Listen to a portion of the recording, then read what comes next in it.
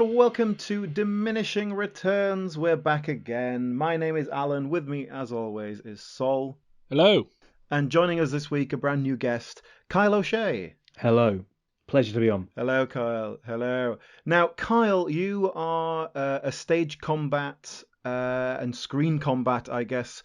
Well, you teach it, but you also perform it. You are employed as a stage combat guy. Is that sort of an accurate description of your employment? My very outdated business cards all say stage combat guy, so that is about right, yeah.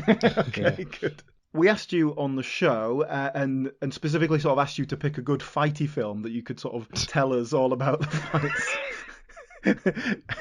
and you picked Gladiator, so that is what we're doing this week. But a really nice choice, I think. A sort of a classic, a modern classic that we've never really looked at, have we, Sol? Well, yeah, I mean, we've not really done many what I'd call fighty films at all. Even in terms of like swords and sandals, we've done Ben-Hur about 5 years ago, yeah. And that's the extent of it. So all round, quite a good pick, I think.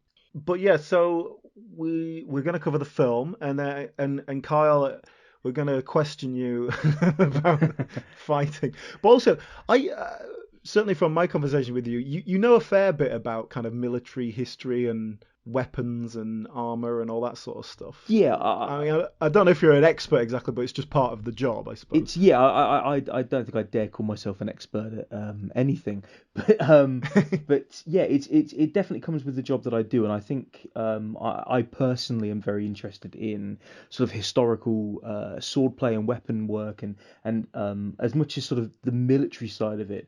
You know, it's what I love about Gladiator, I think, is that you see this whole range of sort of personal combat. There's, I was thinking about films that I would like to talk about, and there's loads of fight films that I love. But I think Gladiator was one of the first films for me as a kid that I went, I love that.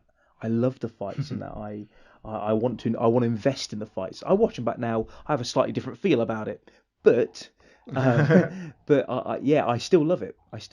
Well, the film pretty much begins with a battle sequence. There's a sort of little bit of build up to it, but that opening scene is a big battle, and because of the kind of the time period, that's really still quite personal. It's very, here's a load of people running another load of people, and then there's all a big mashup. So I guess that's the best place to start. We're introduced to Maximus, Russell Crowe character. What is he, a general? Is he the general of the Legion or something? Yeah, quite sure. Military groups are formed. I'm not. I mean, they talk about how they wanted Gladiator to be very historically accurate, and I'm not sure how historically accurate a lot of what they do is. But yes, I mean, he calls himself a general later on, so general's probably a good way of describing him. Yeah. I must say I didn't realise till about halfway through the film that like this was based on real events. I just assumed it was a load of made up like. Well, I think it's basically there was a Commodus emperor. He was a bit of a dick and got assassinated. I mean, that's about as much truth as there is to it. But I mean, I got halfway through the film without even considering that much was real. I don't really know. I think I just see this aesthetic and it makes me think of Game of Thrones and Lord of the Rings, and I just assume it's all a load of bollocks.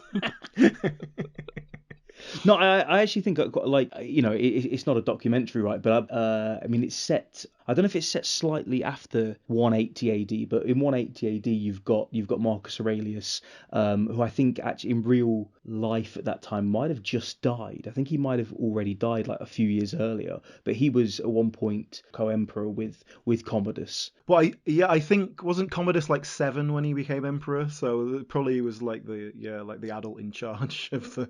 I didn't realize he was 7, but yeah, I think he was quite young. Yeah, definitely. Yeah.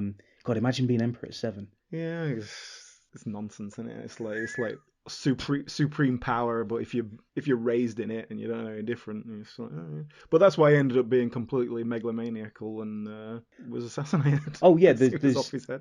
I mean, I don't know why the film didn't concentrate more on he fought as a gladiator loads. Commodus. Yes. He was crazy from what I understand. I think at one point he apparently killed 100 lions in one go. that I assume we've all were... done that though, haven't we? Oh yeah.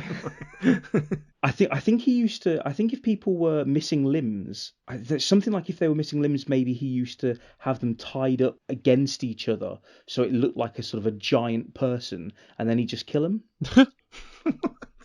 Okay. I don't think I'm making this up either. Like the thing about Rome obviously is it's such a a long serving empire that if you know a little bit about Rome, you know nothing about Rome, right? And I think in the end it was like a failed poisoning attempt, and then another gladiator who maybe he'd fought or something, like strangled him in the bath or something like that. Yeah, something along those lines. Yeah, but yeah, he was known as the Gladiator Emperor. But of course, let's not assume those were fair fights. Oh no, God, no. That was definitely he's not. just got a bunch of people strapped together to make him look like one big person, like 3 children in a long coat. He just stamped them. I might have to go and fact check that one. Well, no, that's not what you do. You print the legend. That's what it's all about. You should have been there with the scriptwriters. We would have had a better film. Oh dear. But yeah, okay. We've kind of jumped forward to Commodus, who's played by Joaquin Phoenix. He's not in it yet. Let's go back to the beginning. Let's get Russell Crowe in here first. I was looking at Russell Crowe actually. Like, what had he done before this? I do think this was the film that made him a star. Because the stuff he'd done before. He'd just done The Insider, he did LA Confidential, like some solid roles that were sort of building his career, but this is the lead role in what turned out to be a massive film. And did he win the Oscar for this? He won an Oscar. Yeah, he did, yeah. Didn't he? It definitely won Best Picture, didn't he? I know that. So, yeah, I think this was the film that really made Russell Crowe. Created a monster. What do you think? How do you feel about Russell Crowe? I mean, watching this again last night really cemented it, but I really think Russell Crowe is just rubbish. Like, I used to kind of think, okay, he's all right, he's got his place, but there's a lot of films I've seen him in where he's just the worst thing in it. But I don't know, like, watching this last night, I mean, he's fine, he gets away with being in the film, it's not like he's ruining it, but I do not understand how he won an Oscar for this. I don't see what he was bringing to the table. So, I mean, even compared to the other actors in this film. I don't think anyone particularly stands out. Joaquin Phoenix is going all in. But yeah, I had the same feeling. I haven't got a problem with Russell Crowe particularly. I think he's fine. But yeah, he never jumps out at me as an amazing actor either. And he used to not hugely be on my radar. Then obviously he did Les Miserables and was, by far and away the worst. Unfair to judge him. But that's what I mean. By far and away the worst thing in that film, ruins every scene he's in. But as you say, that's hideous miscasting. It's not fair to blame him on that on him. I did like his turn as a little Cockney cheeky chappy in The Mummy, as you know. Oh, when he goes from Dr. Jekyll into Ray Winston. Yeah. I'm offering you a partnership. You, evil incarnate. Me, your good friend Eddie Hyde. Think about it. But that is the one thing I can think of where I've really thought I like what he's doing. I would like to see him do more comedy. I think he'd be very capable of it. He'd never quite embrace that. Yeah. But yeah, I thought the same thing, and I think this is something you see a lot in Hollywood with men anyway, particularly where they're just sort of playing the strong silent type. And they don't say much, and they're gritty. They don't show too much emotion. When they do, it's kind of repressed. And like, oh my god, my wife's dead. And then they win an Oscar. And it's like, yeah, but like Tom Hardy in everything he's ever done. Right? That's I don't know. Tom Hardy though, like he'll chew the scenery. He'll do a funny voice. And like Tom Hardy will really go all in different types of role. Whereas I think Russell Crowe, I've just never really seen. I mean, I guess he has done different types of role. I just always think it's shit, like A Beautiful Mind. I think he's terrible in that film, but... Just watch 20 minutes of State of Play for a while, and then watch Gladiator. You will give him an Oscar. Just to stop State of Play, right?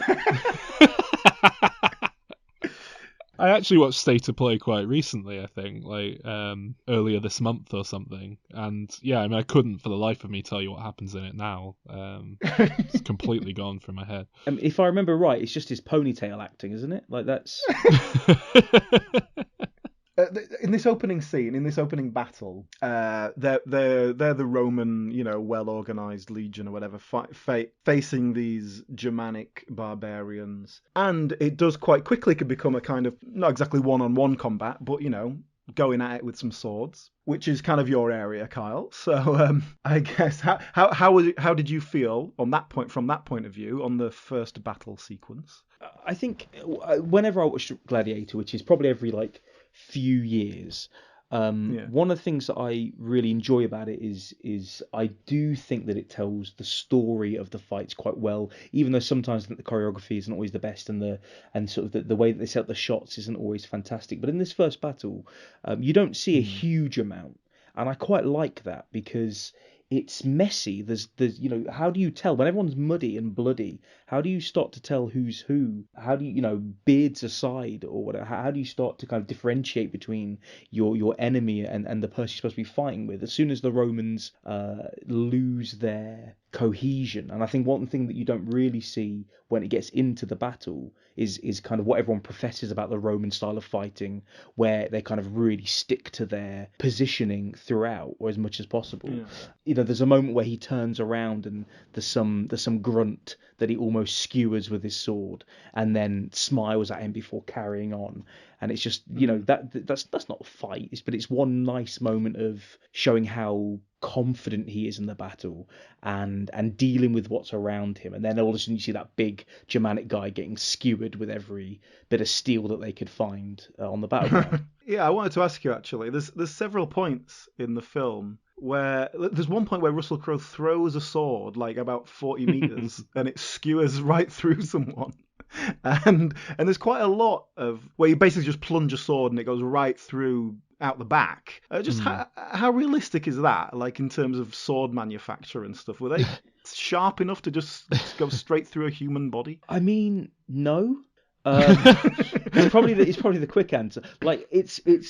So there's a guy called Mike Lodes who is an old school sort of archery and edged weapon historian, and I remember when I was training to teach this, I was reading a lot of one of his books, and he had, I want his life. Every chapter would start with, I needed someone to make me a Greek Scyphos sword, so I got this production company to do it, and then I rode around on horseback skewering pig carcasses to test how sharp they were, and the Roman gladius was iconic. The Roman sword was iconic because it was, if you cut down to see the cross section, it was diamond shaped, which meant they could have this sort of short thrust based sword at a time when actually most swords would have been pretty naff at thrusting, because they weren't made with this sort of diamond cross section.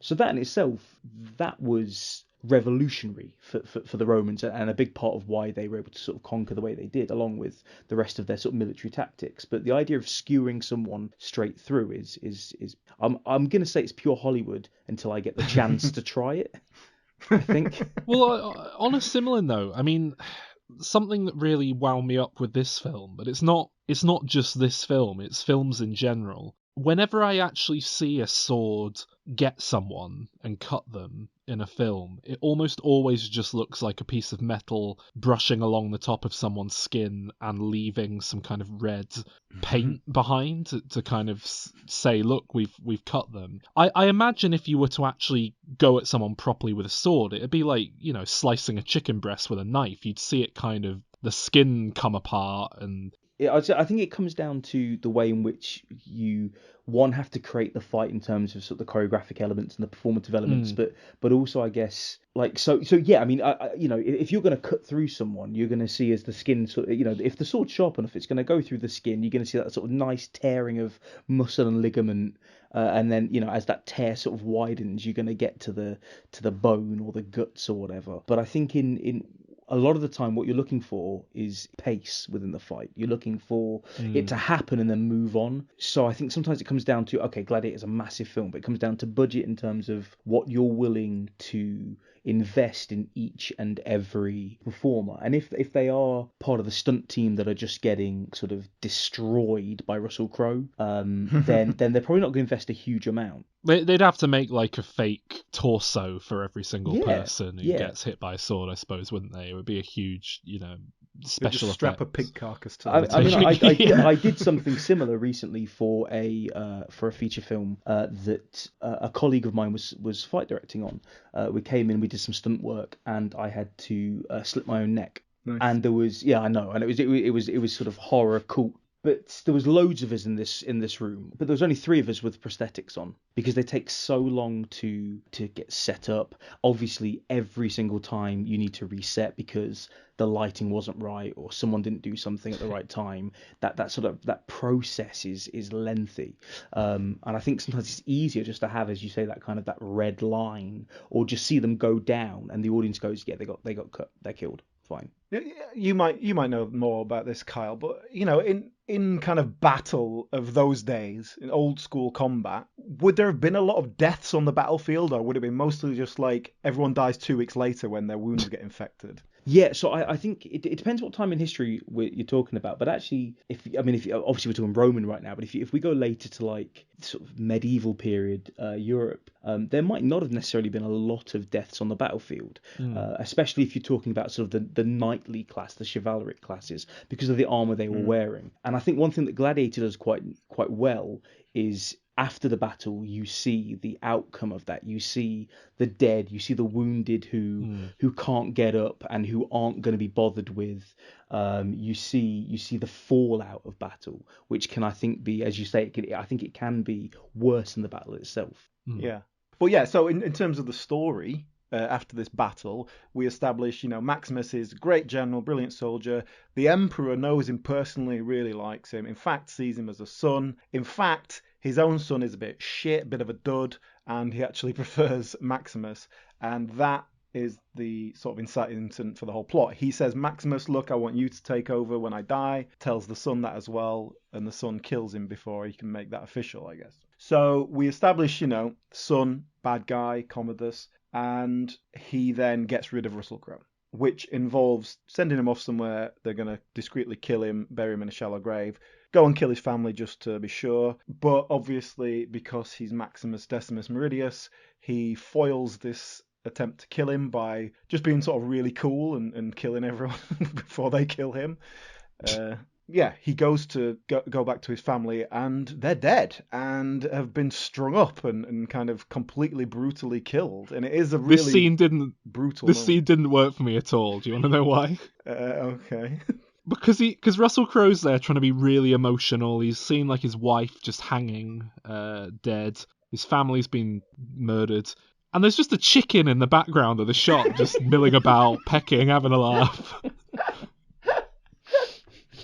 And I don't know why, but I just found it really funny. It completely undermined any sense of emotion for me. I didn't notice that.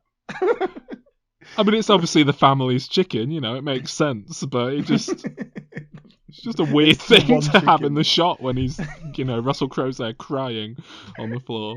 But this is, obviously I've done a lot of background work in my time. You can't be the distraction in the background. That's no good. Yeah, exactly. That chicken the AD should have had that chicken moved. That's it. He's really trying to hog the camera. But I don't think I've ever noticed the chicken.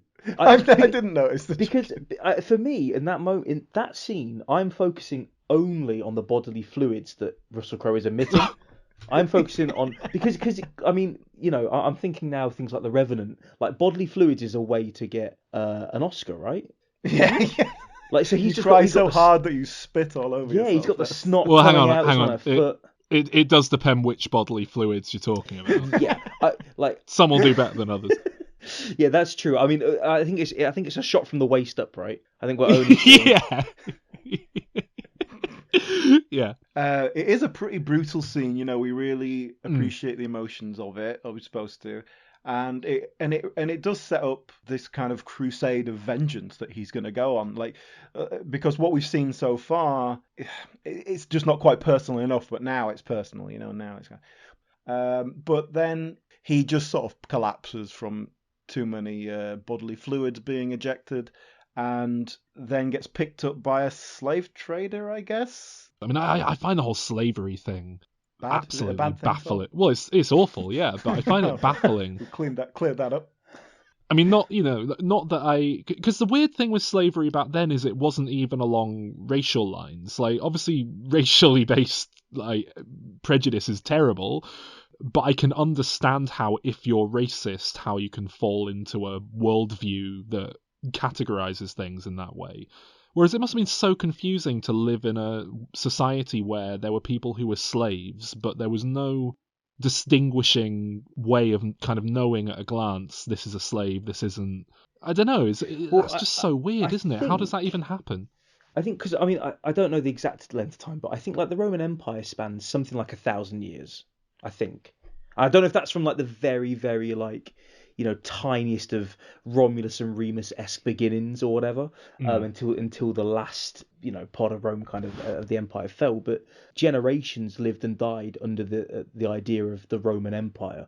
And if I'm right, I think like even if you were the lowest of the low in terms of Roman stock, you would have held your nose up at anyone else, even if you were, sort of wiping people's asses. Like if that was, you know what I mean? Like if you were, I don't know if you do that if you're Roman, I guess. But if you were Roman, no matter what your job was, you were better than everyone else.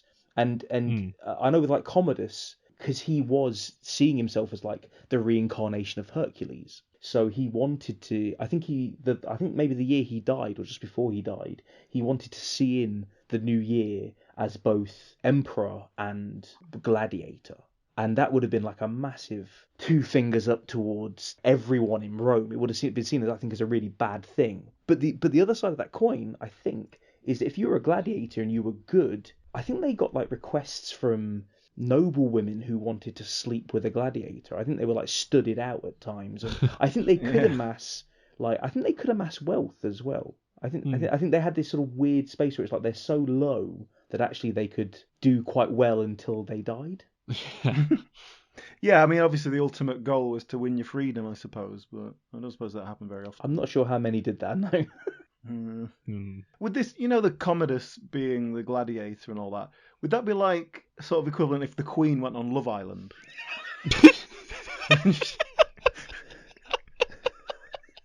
And she just like, but everyone had to sort of take it seriously or get killed. I guess the slave traders just sort of wander around and go, oh, look, there's an unconscious guy there, I'll have that. Well, this is what I mean about slavery being weird. It's like, what constitutes who is and isn't a slave, and then at what point does the law, like the rule of the land, step in to back that up? If Russell Crowe had run away and put on a suit, does that mean he's not a slave anymore? Like, because they pick him up when he's unconscious, so when he wakes up, he's like, oh, actually, I've got a job to get to. I should have been there 3 hours ago. Can you drop me off? Yeah, and then they just have to let him go or what? Yeah, it doesn't really. I guess if someone's got power, but I mean, that's it, isn't it? But it's a real thing that happened. So I'm not saying this in terms of the film logic. I don't get it. I don't understand. Slavery is just weird. It's such an odd concept. I mean, I'm not going to disagree on that. But I think like in that moment, obviously, like he's unconscious, I guess, for however long. He's wearing crap clothes. He doesn't look like a Roman commander. And I think they even say like they assume that he's a deserter. Yeah, because he's got the tattoo of the legion thing on his arm. We end up in Rome, I guess. Do they go straight to Rome? Anyway, he ends up as a gladiator. He's fighting.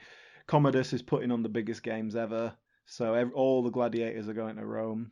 My next note is basically this is a great scene when he finally sort of reveals his identity to Commodus, and he turns around and he goes, "My name is Maximus Decimus Meridius." Like that bit. It's a really great scene. But is that the first kind of little bit of gladiator battle we see them doing just before that? I think it's the first one in Rome. They do like the equivalent of a montage, I guess, when they're in. Is it Zuccobar? It's Algeria, I think it's supposed to be. Right, yeah. And they have, where he. I love the one-liners in this. Like I know earlier you mentioned about when he almost gets executed at the start, and as cheesy as it is, I love when he turns to the Roman soldier and says, "The frost. Sometimes it makes the blade stick," just before he kills him. Because it's you can't get away with that. You shouldn't be allowed to say that in a film. And then in Algeria, they have the montage where he just keeps killing everybody, and then he throws his sword. Is it his sword he throws up towards whoever's watching? Oh yeah, he throws like a pint. And he's like, "Are you not entertained?" All of that. So he's those lines, and then when he says, "I shall have my vengeance in this life or the next," it's very stylized. It's not natural dialogue, But in the context, you just get away with it. I think Russell Crowe, to his credit, does sell it. And it's like if you're going to face down the emperor of the world, basically, and tell him, I'm going to fuck you even though I've got absolutely no power, you need to say it in a really pretentious way, a stupid way, don't you? Like it has to have this pomp and ceremony about it. So I think they get away with it. But I bet on the page it didn't read well. Like it just looks very clunky.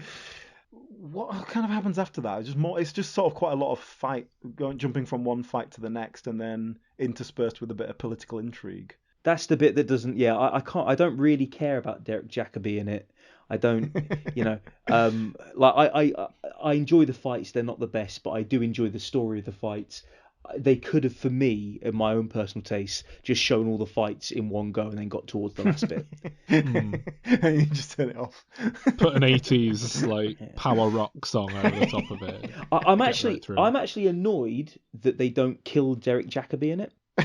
Like I don't get, you know at the end where everyone comes out and they're all fine, they've all survived, basically helping him stow away when he tries to leave Oliver Reed's Gladiator camp, and yet somehow they've all survived and they're all good and they can sort of carry him along, and Derek Jacobi's still there. It's like, no mate, you should have been killed. There's no way he'd obviously been put into prison, because Russell Crowe at the end goes something like, oh, tell them to let out Derek Jacobi, and then they go, and like 20 seconds later, he's there. Like they must have had him in a cell like next door. Maybe they were going to throw him out for the Lions right at the end as a big closer. I wonder actually if they were going to have Oliver Reed still be there, and they were like, oh, that's kind of been ruined now. So that's apparently Oliver Reed was going to be a bigger part of the ending, and they were going to fight, or he was supposed to fight him as a gladiator kind of thing, which I don't know if that quite worked, because he's 70 years old or whatever. I don't know if it would really play. That's the spin-off I want. They have him fight a gladiator. They say, oh, this is the greatest gladiator ever, he's come out of retirement, and it's Sven Ole Thorsen, but it's like, he's like a guy who's past his peak. It's like, we need someone to like beat the best guy ever. Like if it was boxing, it'd be like, let's get George Foreman. Like, no, he's 72 years old. That's like, just because he was good once doesn't mean he is now. So here's a question for you, Kyle. Have you ever fought a tiger? Is this realistic? There's like two separate questions in that, right? Have I ever fought a tiger? I mean, I'd give it a go, I reckon. Do you reckon you could take a tiger if you had a sword?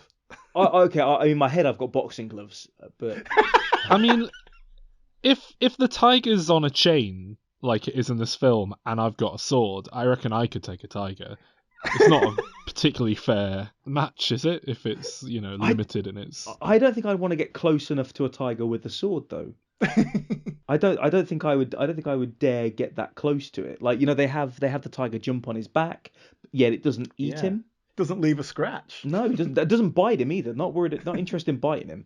But like, is it realistic? Like, yeah, it's like the idea of like gladiator fights in not just fighting animals, but like bestiality. I don't know if it was the most popular thing, but I think it was definitely on the niche list of gladiator exploits. Like, not only am I going to kill this tiger, and I'm going to fuck it. They'll do like a donkey show for the crowd. I think, because I think obviously it was like a whole. You think they've got, what do they say? I'm sure it says something like 150 something days worth of games. In Gladiator, right? You've got by the end, to keep that fresh, you really have to be digging. Right, well, bestiality, I guess. So where does that come? Day 147. But that might come like a late night feature. I must say, to give this film some credit, like if they made this now, 99% chance those tigers would just be CGI'd, and I'm sure they'd be very good like CGI, but it's just not the same as having an actual tiger clearly in there with the actors and the stuntmen and everything. It does give it some something. Yeah. I do like how, obviously the tigers are prowling around, they're pissed off. And I do like, the only way to do that is to piss it off. Like, you can't get the tiger to act that. So there's obviously just before they go for a take, someone's just like smacking it in the face with a rolled up newspaper. And it's just like, what? Was there an American Humane Association message at the end of this film? Or whatever the animal thing is? I'm sure there was. I didn't look for it. There's nothing they're doing in this film where I thought, oh, there's no way. I don't know, like tiger. No, to be honest, what you see of the tigers in this film feels quite choppily edited together. Like they're editing around the tigers, batting a little feathery thing on a string away and stuff. They're kind of having to work with the shots where they do look angry. I was fascinated with Rome and ancient Rome and the gladiators from being a kid, I think. It kind of appeals to that side of me, and one of the things I like about the fights is that they show a great breadth of what the games would have been about. The sort of the idea of the mob being interested in bread and circus.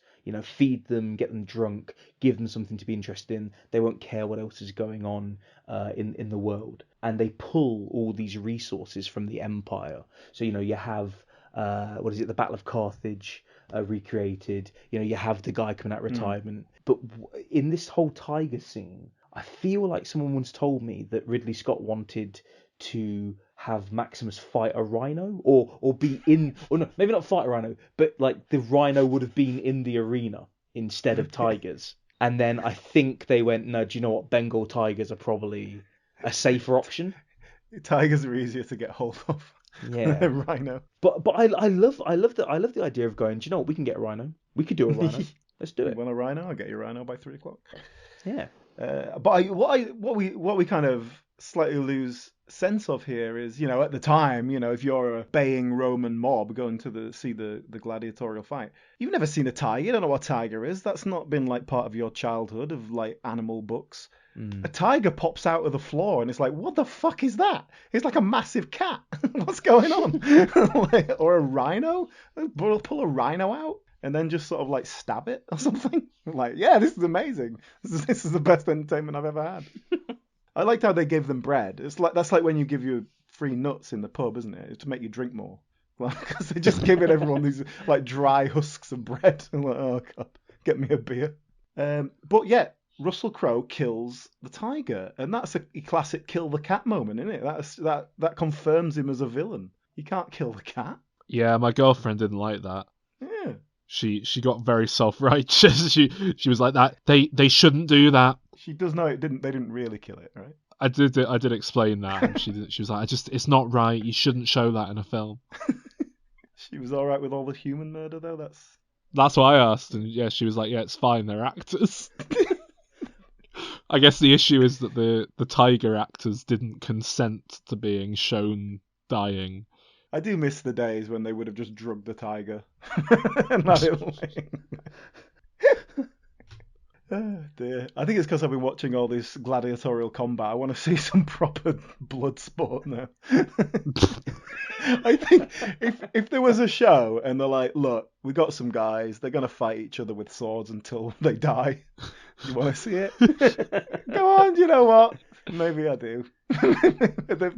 That's what their lives have come to, whatever. See, there are versions of that kind of exist, but they're just never as satisfying as you want. There's a program that must have come out within the last 6 months, I think. I genuinely think it's called Night Fight.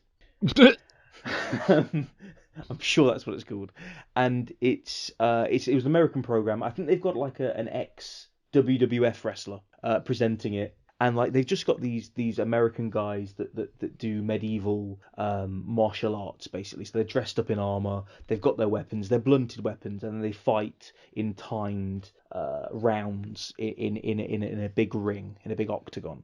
And I thought, I'm going to watch this because that is exactly the sort of thing that I want to see. But in reality, 90% of the blokes are just overweight, too old, and just like to collect the gear. Yeah. And then I'm frustrated because, one, they can't do what they're supposed to be able to do. And two, I want to see someone die. Like, I mean, maybe not die, but I want to see someone like get seriously injured.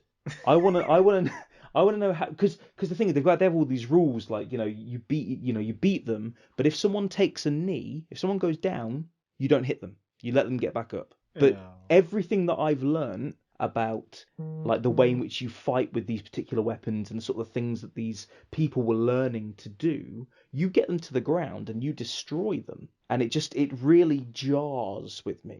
I think the popularity sort of more recent years of MMA and ultimate fighting and all that, it's because it's just brutal.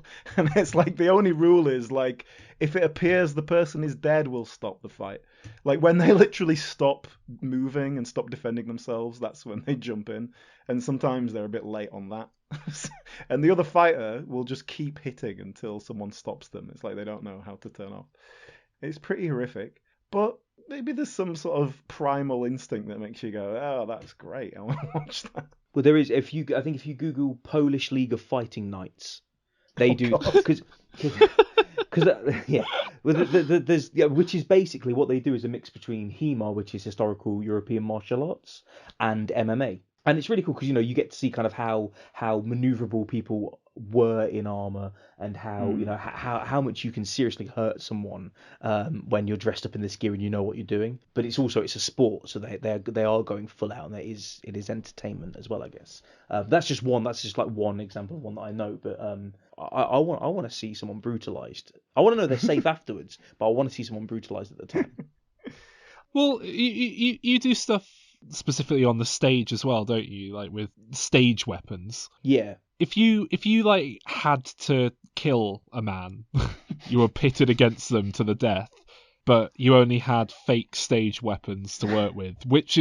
What's the best fake weapon to use to kill someone? The problem with Kyle is that he's spent his entire life learning how not to hit people, but making it look like he does. So anytime he'll try to hit someone, he'll just pull back an inch away from them. I think that is wrong because actually, I mean, as Alan, as you can attest to, you've done some training, you've used the swords, and actually, when you stop playing with different weapon systems, like a medieval longsword is they're not heavy, they're less than 2 kilos, but we're talking a good sized bit of steel that if you whack someone with it would kill him. So in terms of like the weapon, I'd take something like a medieval longsword as a stage combat weapon. The problem is I don't know how to do that. Like I know, like you say, I know how to make it look like I might do that, but I don't have the follow through. It wouldn't exist. Let's try and find our way back into a plot here. Basically, we're building up to an ending where we've got enough people that want to get rid of Commodus, and they see Maximus as someone they can kind of gather behind as a champion kind of thing. They see their chance. They're trying to assassinate him, and then Commodus' sister, who has been on Russell Crowe's side the whole time, gives it all up, gives everything away, and everyone dies. Pretty much everyone gets caught. And it was just such a she's stitched them right up, right at the 11th hour. Like, she couldn't just lie for another 12 hours to get through this. And you know why? It's 'cause he threatened her son. And this is why I will never trust anyone with children. They can't be trusted because they have a weakness. Carl, you've got a couple of kids, right? I've got a couple of kids, yeah. I've got a couple of kids. Would you sell us out if someone threatened your kids? Oh, absolutely. Like you would, wouldn't you? Exactly. Absolutely. That's why I will never bring you into my murder plot. I mean, actually, like my kids are both pretty handy with a sword, which is cool. But absolutely, I'd sell you out in a second. Yeah. But that is the problem with the Gladiator, I think, as a film, because although it's based around historic events, I don't believe there's anything true in Maximus Decimus Meridius, right? I'm sure he's completely fictitious. I want to see the ending where some wrestler comes in and strangles Commodus in a bathtub. That's the ending I want to see. That would be good, though, yeah, if they were just like, oh, look, we tried and we mess it up, and then just someone else just comes along and strangles him. I was like, oh, we didn't think of that, damn it. We could have done that. Could have just stabbed him in the face. Why didn't we do that? But what was a bit disappointed by, as we talked about the kind of the real Commodus, that we don't see him go and fighting with the gladiators until right at the end, which I suppose gives us your big finish with Russell Crowe.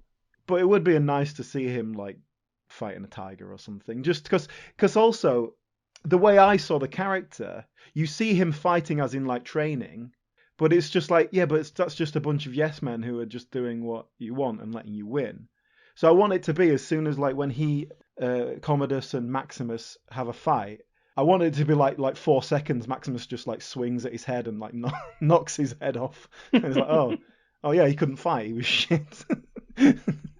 Yeah, I mean, that is essentially the essence of what happens. No, I think the idea of that fight is, like, obviously Russell Crowe's been injured, but there is, at least something of a fight. He has a real go at him. This is one of the I think, like, from my point of view, in terms of what I like within my profession, what I want to see from actors if they're performing violence on stage or screen, that for me is as much as I love this film, and I do, for whatever reason, but that's where it really falls down, because I don't believe it tells its story to the best effect.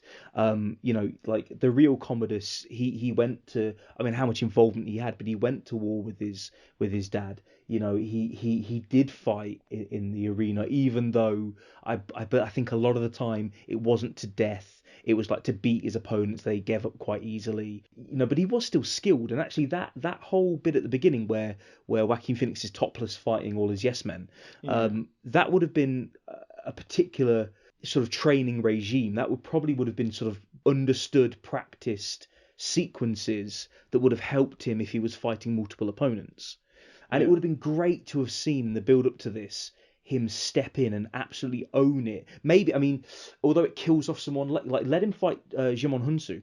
Let him fight someone. Let him kill them, and let that final fight be more than just, oh, I've stabbed you in the kidney. That's it. Going into that final fight, I wasn't sure, like, because the nature of his character and everything, you think he's just a bit of a pansy who likes to play at fighting, and they let him win.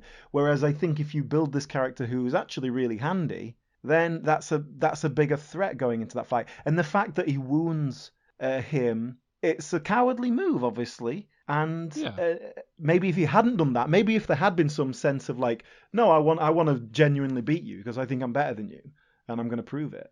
Because he was big-headed enough to actually believe that, even if it was not true. But I think, like you say, the essence of that scene, the way I took it, is that he isn't a particularly great fighter. But then it doesn't go far enough for that to really make that point, I think, either. Yeah, so I know, but it's because it would be too funny for this kind of a film, I think.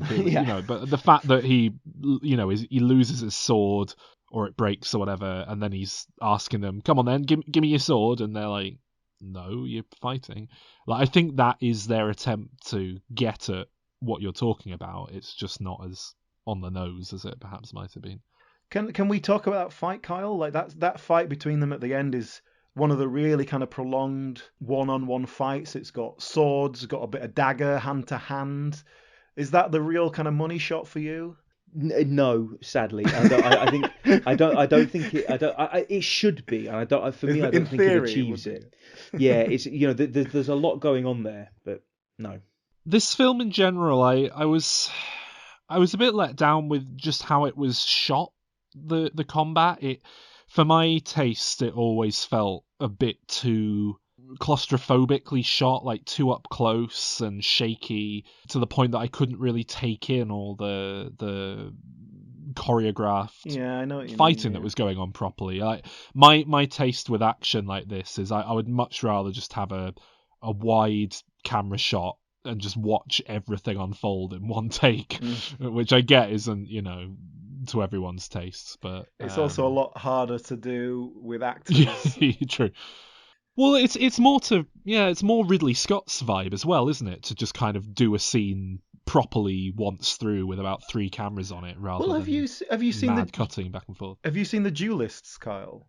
Yes, I love The Duelists. Because that's obviously a very early, I think it was his first film, wasn't it? Ridley Scott's first film, and that's all about sword fights and stuff. I haven't seen it for so long, I couldn't remember it, but is that different? Are they doing like really good quality The Duelists is fantastic. It's Harvey Keitel, and I feel really bad, I always forget the other guy's name. But The Duelists is fantastic, and actually they do like to sort of employ that sort of that wide shot, and God, they really, actually I should have chose that. They really tell the story well. There's a beautiful bit at the beginning where Harvey Keitel is fighting someone insignificant, dueling him with a small sword, and they sort of set themselves up, they get ready, and then he sort of stops and he turns and he sneezes, and the other guy doesn't stab him in the back, and then he turns back and they engage, and then they go, and eventually Harvey Keitel kills him. And it's that sort of the honor and the code of the duel, and I think it's really beautifully played, and their personal relationship, the two main guys throughout, is fantastic, and that is lacking here. But I think sort of Sol, from what you said, I realised actually going into this that I didn't know who the stunt coordinator was on Gladiator, and I was like, I probably should know that. So I went and had a look. And because of the way that stunts are kind of set out in the world, actually on IMDb it was really hard to find who the guy was, which is ridiculous.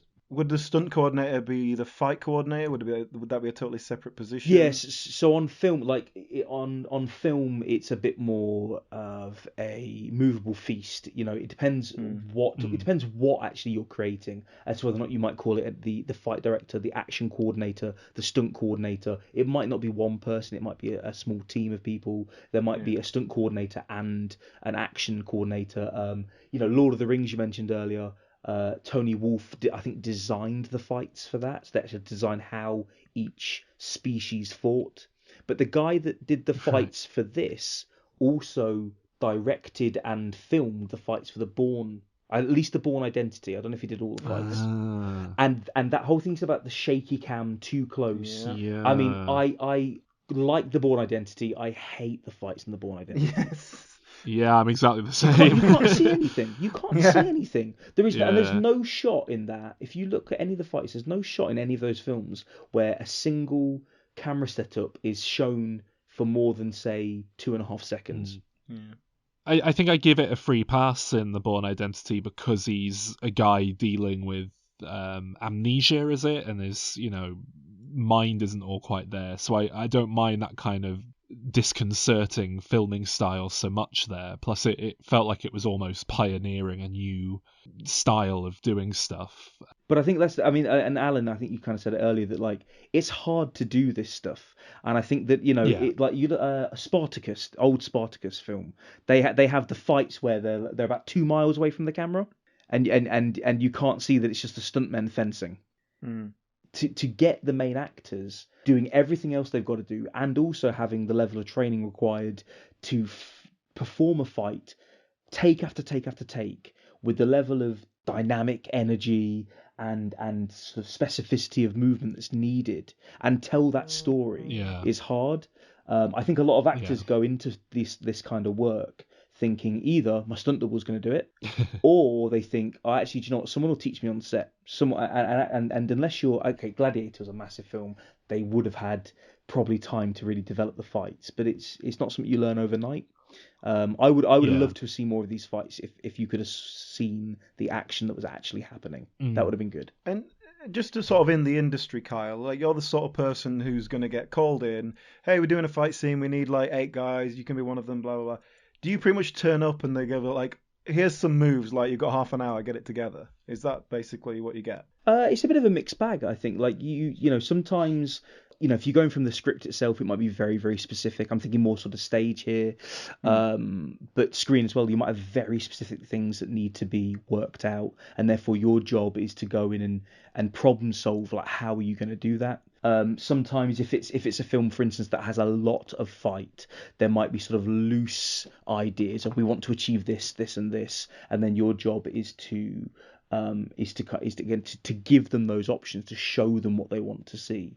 I think a lot of people end up working with people that they know and who are good, right? So you go, do you know what? I need these performers. I can call them in. I know they can do the job. They know how to play. They know how to handle themselves. And that's why I think the sort of the stunt and the special action world can be quite closed at times, because you need it to look good, right? And ultimately, if you're not the main actor, everyone's job in Gladiator is supposed to be to make Russell Crowe look incredible.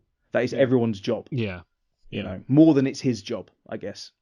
And do you find that fight choreography and just fight stuff in general, is it quite underestimated in the industry? Do people not quite realize how much time you need, or how much resources you're going to need? It can be frustrating. I think fights, unless it is an action piece, if it's just a fight that exists within a production, it might just be a small moment of action. It might be falling over. It could be as simple as falling over. There's a chance that it will either get looked at without a fight director, and then they'll go, do you know what, we'll come back to it later. or it gets pushed towards nearer, maybe towards the tech rehearsals. I think it can get forgotten at times, and then people underestimate just how difficult it can be to do the thing you're doing and make it look convincing, to be able to do it night after night on stage or take after take on film, and ultimately to keep yourself safe as well and to keep other people safe. I think people don't realise that there's quite a lot of moving parts, which is why it's always so wonderful, when you can run courses and people are actively seeking out and they're interested. I want to know how to brutalise someone, but be really quite safe about it as well. How do I do that? That's a nice thing for me as a teacher. But yes, I think it can get forgotten slightly in the industry. I think it can get taken for granted as well. I think blokes take it for granted. I think there's this expectation, I can fight, I can do it. Yeah. But it's not about that at all. In a real fight, I would get destroyed. Let's get back to the film just to round it off. So, Kyle, just for that last sort of fight sequence between Commodus and Maximus, are you saying that the performers are not that up to scratch? Is the choreography not interesting? Is it the way it's shot, or is it just the whole package? A little bit of all, in a way. Like I like the journey. I do like the journey. I like that we've got an injured Maximus because, like we said, we haven't set up Commodus beforehand as a real threat, so he levels the odds. I like what that does to the choice of choreography. I quite like sort of, there's a moment where Russell Crowe kind of goes cross-eyed. I like that, and then he kind of is off in his own world again because he's dying. I like the sort of the scrappy nature of Commodus's need to, like, he knows from the beginning that he's outmatched, but he keeps going because, well, I've stabbed him, surely he's going to fall over soon.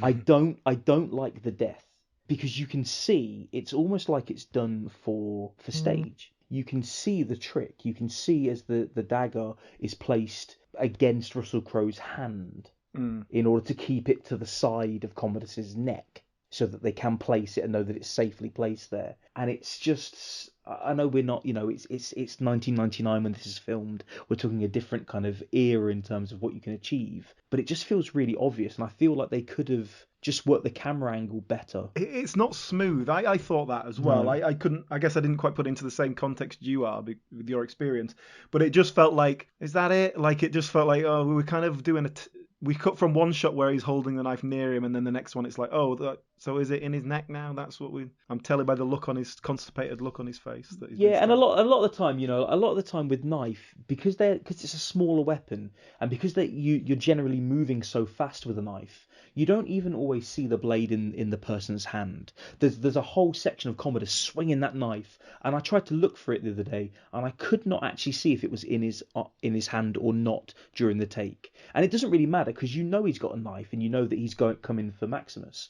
So they could have done something whereby we got the setup, we saw the shot of him trying to fight off Maximus, pushing the knife towards his neck, change camera angle, get rid of the knife for a second, and have that moment where you basically sort of, bring it in and stab him. And that could have been a much smoother affair. They could have got around it without making this sort of clunky, that the whole continuity is off at that moment. One point his hand is against his neck, the next moment it's like further back, and I don't think that's well executed, sadly. And I would have loved it to have been a better fight. Something we did when I did some training with you, Kyle, one thing you taught us was play the injury. If you've been hurt, someone slices your leg, then limp, like show that you're injured. And obviously Russell Crowe fights this whole thing after being stabbed in the ribs.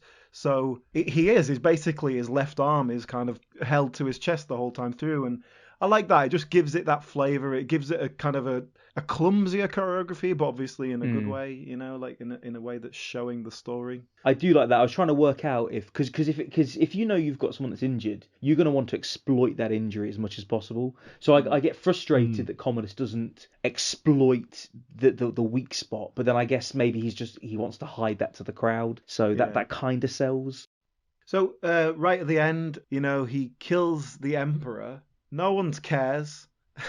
And then he goes, let out all the prisoners before I die. And then he dies. And they just do what he says. Because if you kill the Emperor, you become the Emperor, I guess. That's how it works. And then they all gather around and pick him up and carry him off to have some sort of heroic funeral. And the Emperor's just lying there like, oh, somebody clean up this piece of shit, will you? It's like, If we've learned anything from recent history, it should be that even the worst leaders have 49% of the people supporting them. It feels like the crowd would be going mental, wouldn't they? Like, oh my god, the emperor has just been murdered by a gladiator. What's going on? And it turns out it was a military coup all along. I mean, I am genuinely surprised that no one challenged him to a duel in the run-up to the election. I'm genuinely surprised that no, because he is a Commodus. I genuinely believe that he would have accepted a duel. Joe Biden just walks up to him and slaps him with a glove. Yeah, I mean, Joe Biden might be the only person who wouldn't beat him in the duel. There is one last thing that we need to address. Well, that is Oliver Reed, well-known alcoholic who managed to drink himself to death near the end of filming. And so they had to fudge the ending because his character hadn't finished filming the scenes. Oh, I didn't realise any of this. Oh, really? Yeah, I think he had a heart attack. I was like 10 when it came out. I didn't. Oh, this is quite a famous thing at the time. So basically, they had to rewrite the ending to give that character something of an ending, which I think they do a pretty good job of, because it feels like the ending he's leading to, where he's finally going to do something kind of noble to help the cause, but it'll kill him. Yeah. But there was definitely the original script was he was going to fight Maximus as a gladiator. That doesn't feel like that would work. But yeah. But there was, some parts towards the end, which you obviously didn't jump out. You saw. It's interesting, like you watched this without knowing, where he was dead. So when he actually gets killed, that's a body double. We see it sort of from behind and a wide angle shot. But then when he sort of says his goodbyes to Maximus, or like has his last things, Maximus is like behind the bars of the prison or whatever. And then you cut to Oliver Reed, and it's Oliver Reed's face, obviously from another shot, and you don't actually hear him talk. You only see him go, oh, yeah.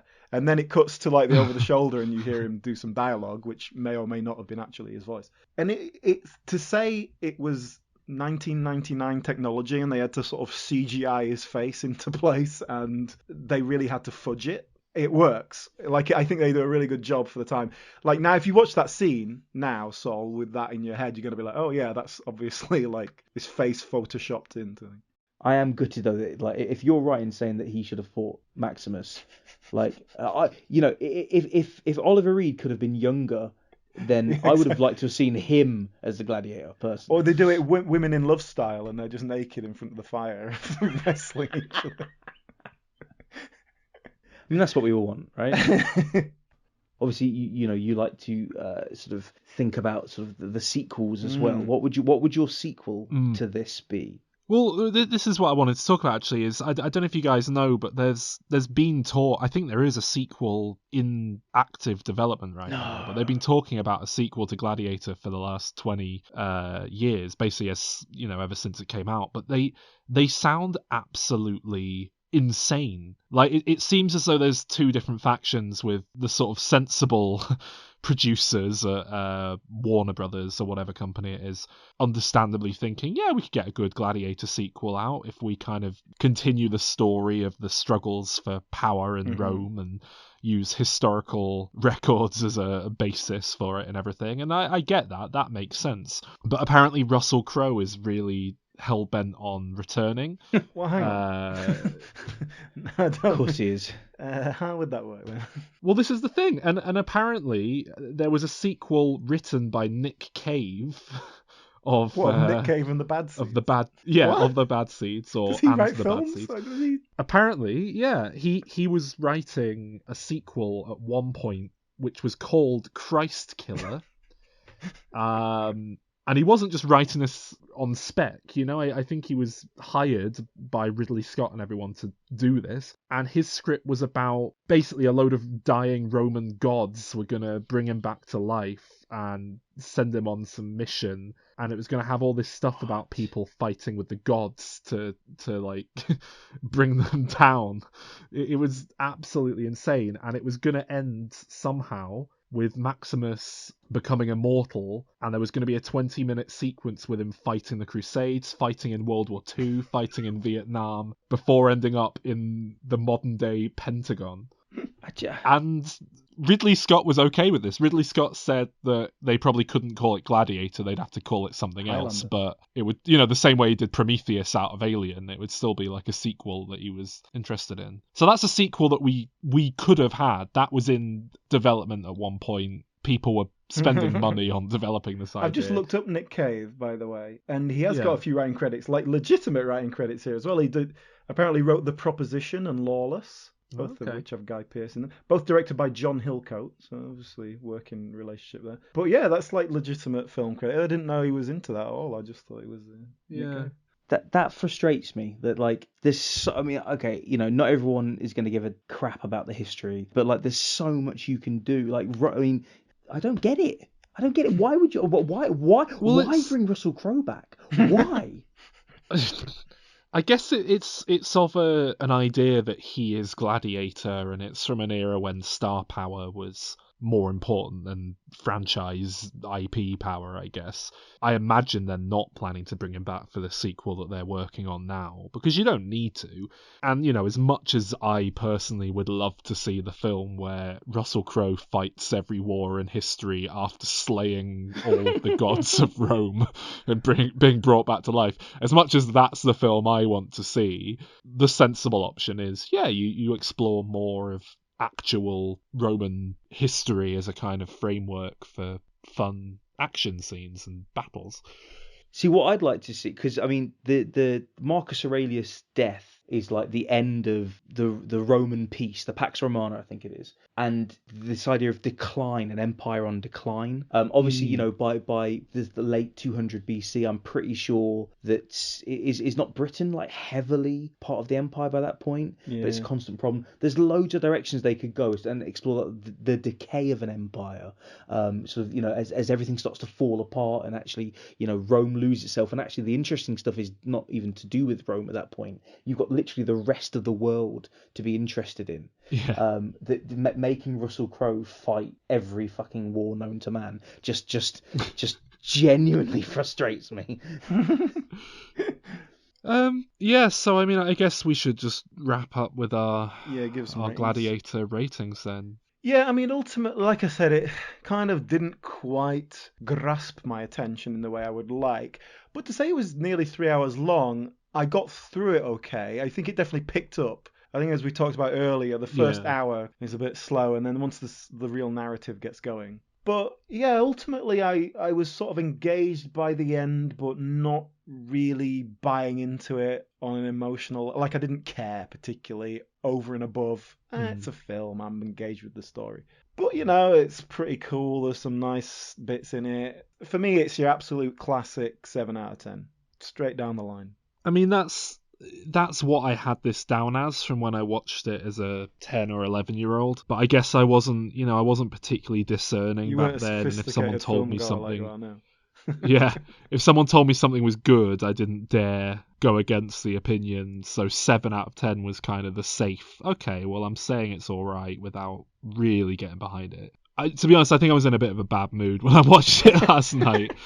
And it's just not to my taste at all, this kind of swords and sandals fighting. Like I said, it reminded me a lot, just tonally, of Game of Thrones, which I also do not understand at all, even though it's like the most popular thing in the world. And there weren't even any dragons in this. There was just the odd tiger and a chicken.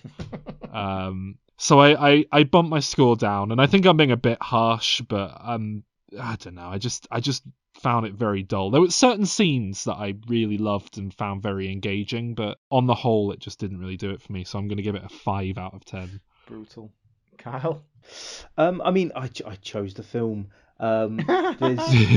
There's so much of this film that when I watch it back now, I don't like in the way that I used to, and so much where I find myself going, which is kind of, I guess, normal with what I do. If I was going to do that, that's how I'd want to choreograph the fights. That's how I'd want it to look. That's how I'd want it to be executed. And it doesn't live up to what I want to see. And as we sort of said, it fits into that sort of genre of action movie, which is slightly disappointing in terms of its final product. And yet it sparked this. I think it's the movie that probably sparked a love for the historical based, the slightly fantastical based action movies, and me wanting to kind of emulate it. I didn't want to be Russell Crowe, definitely, but I did want to be Gladiator. I was interested, and I have through my career ended up fighting in various suits of armor and things quite a lot. And so for that reason, even though if I watched it with fresh eyes again, completely disconnected, I wouldn't do this. It's probably like a 9 out of 10 for me. It's the film that I will watch every couple of years. It's that nostalgia element coming into play, isn't it? No, do you know what it? That's I know fair. that's. No, I think that's fair. I kind of went low, knowing that you guys would probably bump it up a bit, and it would be all right. If I had to go and live on a desert island and I could take one movie with me for the rest of my life, I would not take Gladiator. I would not. I'm not sitting through 3 hours of that every day. But if someone said to me, you get to watch one more film and then that's it, you're done. Yeah. I genuinely think I'd probably pick Gladiator. Fair enough. Fair enough.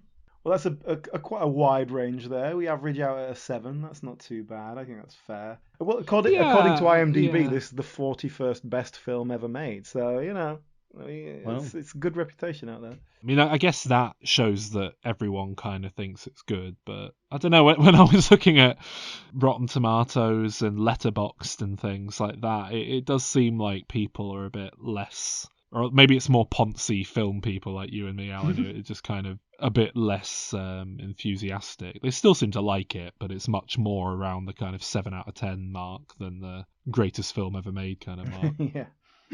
Speaking of Letterboxd, by the way, guys, Diminishing Returns is now on Letterboxd if that's something you do. So go and follow the official account for all the ratings off this show that you listen to and stuff like that. You can interact with it if you're on there. I'm sure that means nothing to you, Alan. Even though, I haven't really grasped what Letterboxd Calvin's is, gone on about it a few times. Okay, so that's it basically. Thank you very much, Kyle, for coming on. Thanks for bringing this epic 3-hour journey into my life again. It's been a pleasure. Thank you. Thank you. Yeah, if anybody needs a fight tutor or fight choreographer in the London area, Kiel O'Shea. KielO'Shea.com, isn't it? That KielOshea.com. Thank you very much for the plug. I recommend him heartily as a stage combat tutor. I really have recommended you, actually. Friend of the show, Grace, is doing your course upon my recommendation. Yeah, wonderful. When you managed to get it going. Oh, well, thank you very much. Thank you. So just before we go, Kyle, I know from hanging around with you stage combat lot a little bit, I learned that you love to tell war stories. So just to finish it off, tell us the most dangerous thing you've ever done. In professional business, not in your personal life. Can I tell you one of the most embarrassing and stupid things I've done? Okay, yes. So I was going to say last summer, but that's not true. The summer before last, I was performing some Tudor-based fights at Hampton Court Palace, and we were doing Tudor wrestling and fighting with longsword and sword and buckler, and one of the fights was fighting with a poleaxe. Right. So what's a poleaxe? So a poleaxe, think like a 6-foot bit of wood with a bit of metal on the top of it that looks somewhere between, like, one end looks like an axe, the other side of the metal looks like a hammer with like a spike on top. So it's a nice aggressive bit of kit. It's the sort of thing that sort of in medieval warfare you would have had people swinging these things as a way of trying to take out the horse as opposed to the man. Saul's girlfriend wouldn't like that. Just no. Breaking a horse's knees from 6 feet away. We're swinging these things around, really going for it, and we're outside at Hampton Court Palace. So it looks beautiful, and we've got like an audience on around this little wrestling ring, basically on all 4 sides that we're fighting in. And it ended, the choreographed fight ended with me using the haft, the stick of this poleaxe, to lock up my opponent's leg, and he's on the ground. He submits, and I kind of cheer to the crowd. And it's that, I say to students, don't improvise, don't change the choreography, don't go off book here. But obviously you've got this crowd around you, and I'm getting a bit sort of G'd up. And I was like, right, what I'm going to do is, in the next performance, I'm going to just use my arm to lock up his ankle, and I'm going to hold this mighty poleaxe up in the air in victory. Next performance came round, and I was holding the haft too far down, too low. And so as I raised it in the air, the weight of the metal head of this poleaxe, it basically it was quite light. It wasn't a heavy thing. It just sort of donked me on the head. And first of all, you know that everyone's seen it. You know that everyone has seen this thing just go whack on your unarmored head. And I thought, I can style it out. It's fine. And one of the other performers was sort of pretending to officiate the fight. And he'd had a joke about, it's going to be the first, fight to first blood. And he walked over to make a joke, and then stopped and sort of stared at me wide-eyed as my head just started spurting blood up into the air. And so I didn't even know what was going on, because I couldn't feel a thing, but it's just squeezing blood out the top of my head, shooting it like a fountain. And all of a sudden I'm being very quickly sort of whisked away through all of these different people back towards the palace, trying not to look like I've just done a really embarrassing, really stupid thing to myself. But then, because it's a palace, and because getting back to the changing rooms or whatever takes a while, I had to sit there, the entrance to the gardens, with blood all down my shirt and down my face, trying to stem this little fountain that had been created on the top of my head, while people walked past and took photos. I was like, this is a real low point for me. Just don't change the choreography. There you go. Professional Kiel O'Shea. Absolutely.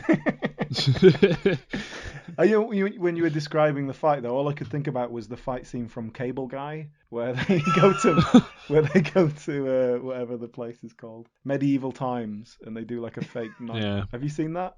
Yeah. They do Is that a realistic? It's a sort of parody of that. It's a parody of that Star kind of Trek classic thing, Star Trek episode, isn't it? Where Kirk has to fight Spock. They're pitted against one another in a gladiatorial arena, like Thor in the Incredible Hulk.